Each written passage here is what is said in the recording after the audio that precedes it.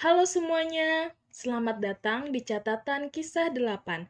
Di video kali ini akan mengisahkan sebuah kasus yang terjadi di negara Austria pada tahun 1984, yang mana seorang perempuan harus menjalani penyekapan selama 24 tahun lamanya.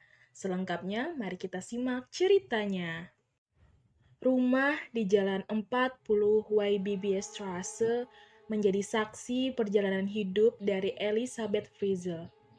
Elisabeth Friesel lahir pada tanggal 8 April 1966, merupakan putri dari seorang ibu bernama Rosemary dan ayahnya bernama Joseph Friesel.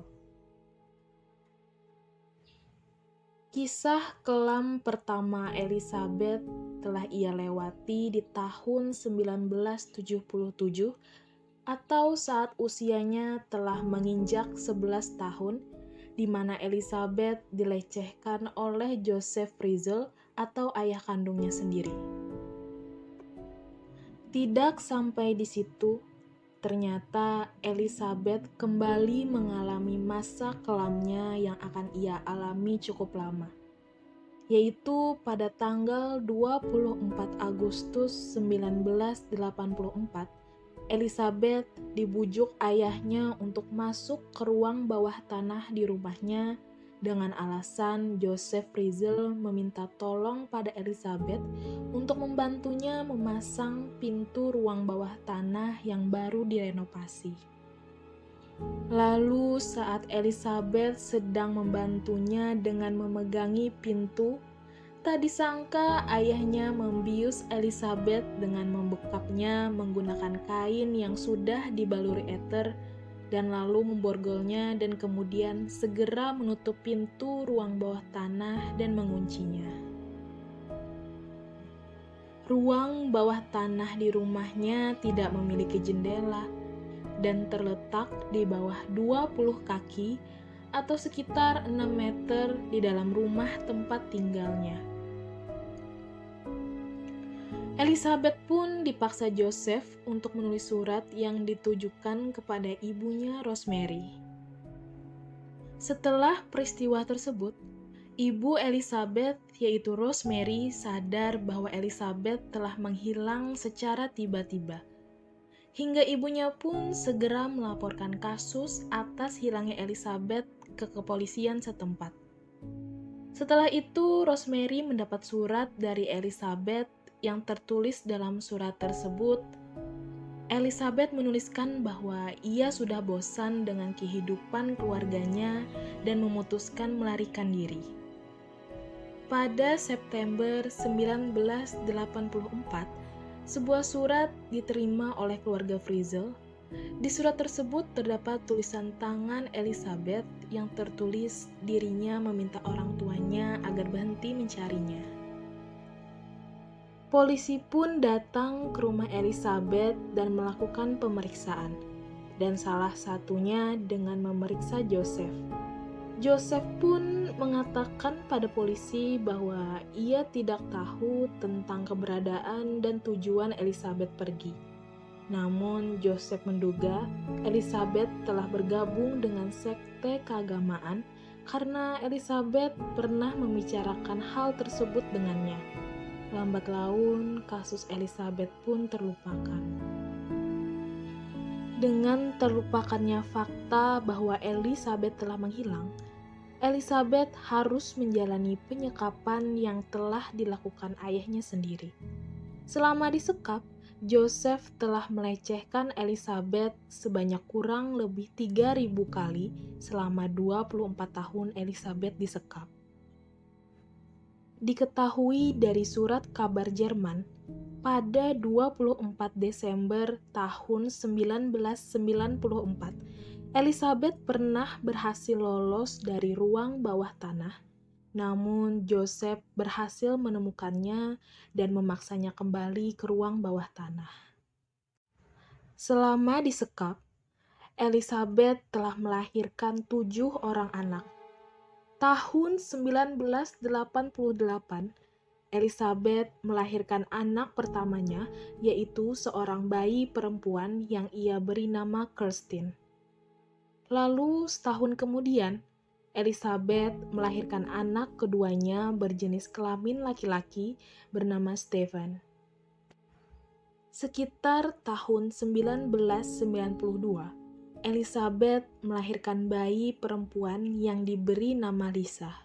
Dan saat usianya 9 bulan, Lisa ditemukan di depan pintu rumah keluarga Frizzle dan disertai secarik kertas yang tertulis permintaan agar bayi tersebut dapat diurus oleh keluarga Frizzle.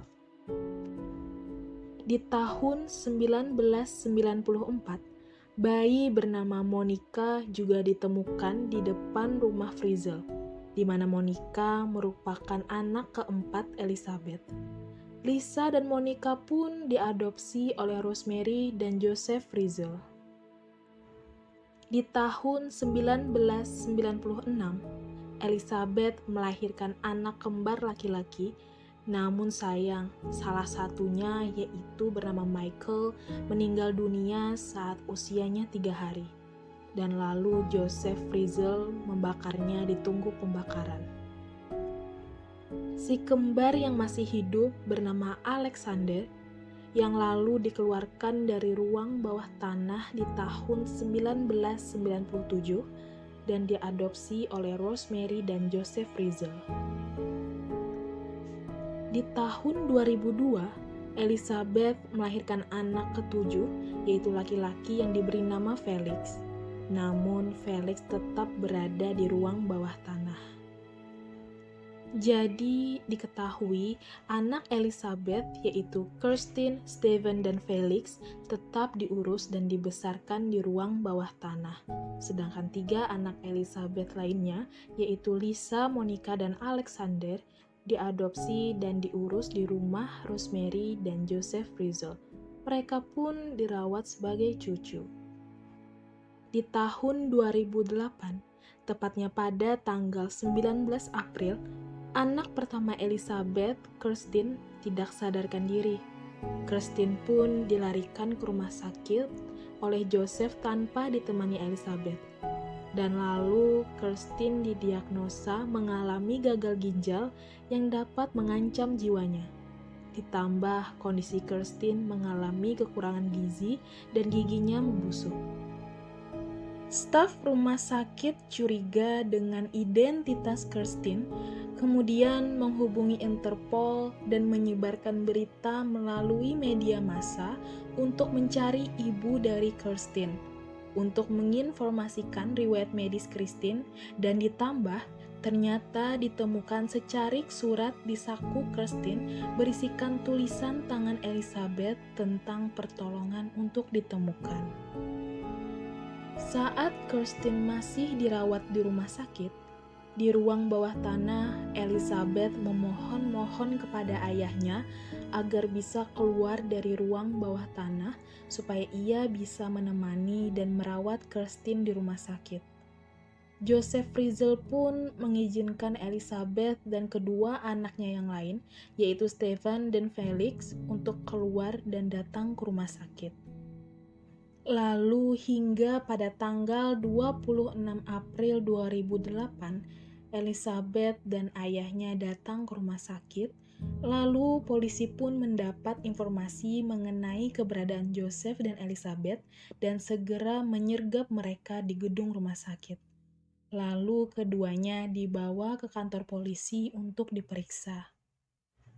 Elizabeth dan ayahnya diinterogasi secara terpisah.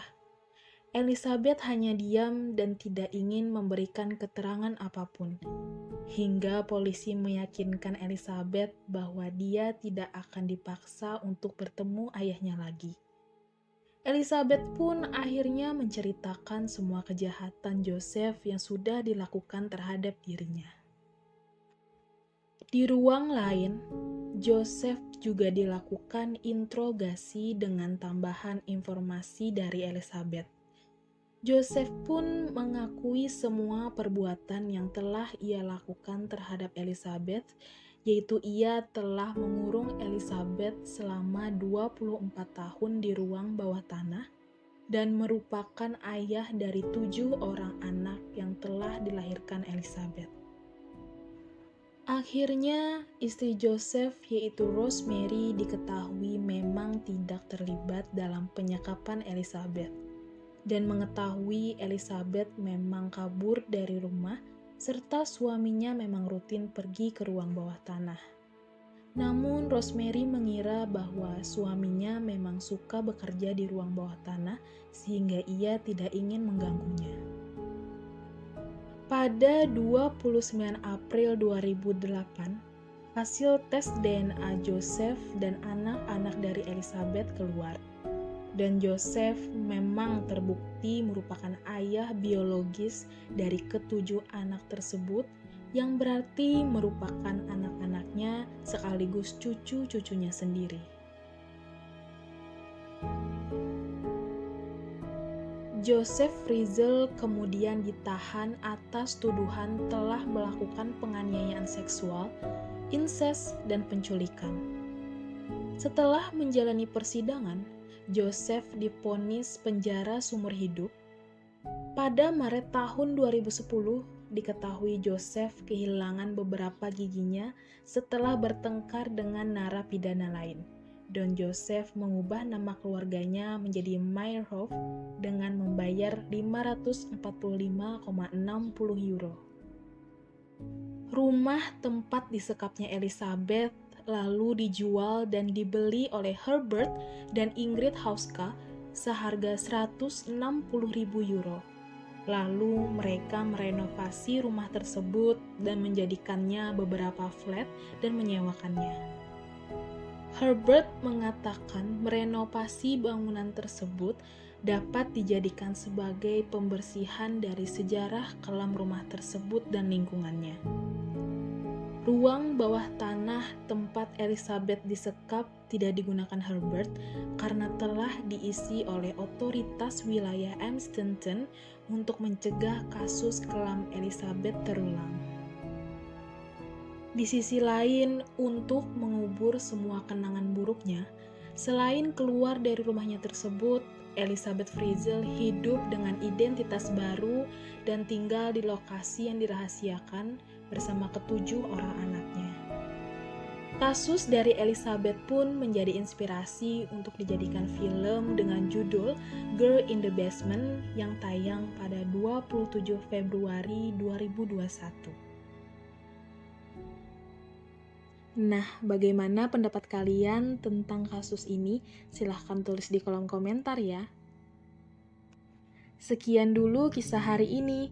Terima kasih untuk kalian yang sudah setia mendengar kisah ini hingga selesai. Semoga kalian dapat mengambil manfaat positif dari video kali ini. Jika ada kasus atau kisah yang ingin kami bawakan, silahkan tulis di kolom komentar ya. Jangan lupa untuk like dan subscribe, serta nyalakan lonceng notifikasi agar kalian tidak ketinggalan kisah lainnya. Akhir kata, jangan lupa bahagia dan sampai jumpa di video selanjutnya.